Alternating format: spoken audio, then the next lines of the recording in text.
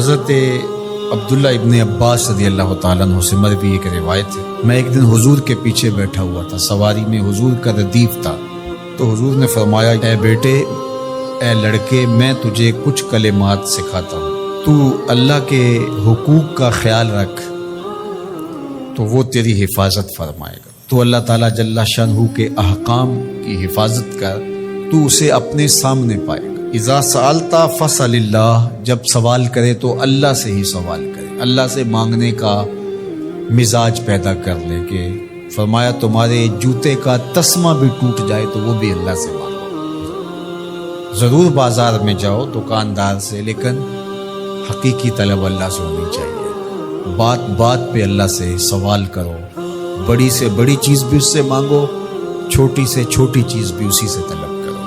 ہماری ساری ضرورتوں کا کفیل ہمارا رب، ہمارا مالک ہے۔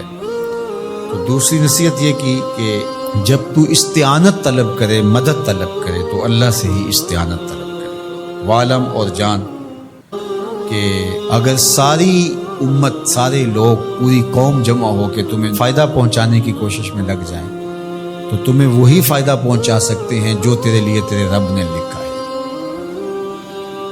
اور فرمایا وَإِنِ اجْتَمَعُوا عَلَىٰ أَن يَضُرُّوكَ بِشَيْءٍ، اور اگر تمہیں نقصان پہنچانے کے درپے ہو جائیں، لَمْ يَضُرُّوكَ إِلَّا بِشَيْءٍ قَدْ كَتَبَهُ اللَّهُ عَلَيْكَ، تو تجھے صرف وہی نقصان پہنچا سکتے ہیں جو اللہ نے تیرے لیے لکھا ہے۔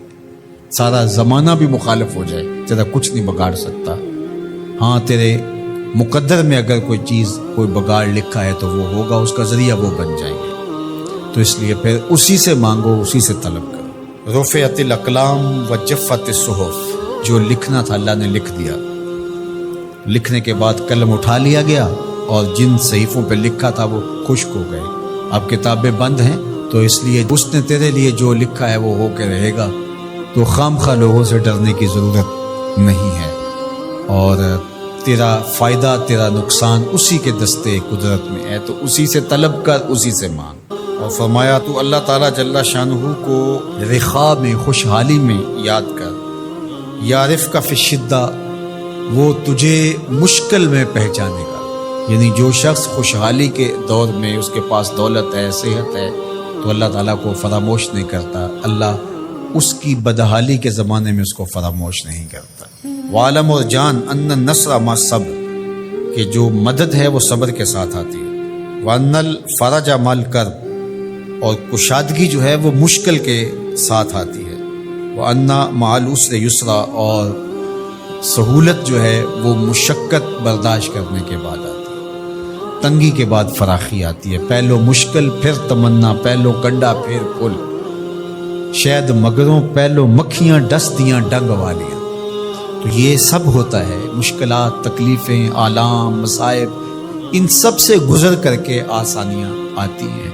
خود حضور کی زندگی دیکھ لیجئے، مدنی زندگی، مکی زندگی کے گزرنے کے بعد طائف کے مراحل کو طے کرنے کے بعد آتی ہے۔ تو ہم ڈائریکٹ اگر چاہیں مکی زندگی کو اختیار کیے بغیر اور طائف کی مشکلات اور سنگلاخ راستوں سے گزرے بغیر مدنی برکتیں حاصل کرنا، تو وہ نہیں پا سکتے۔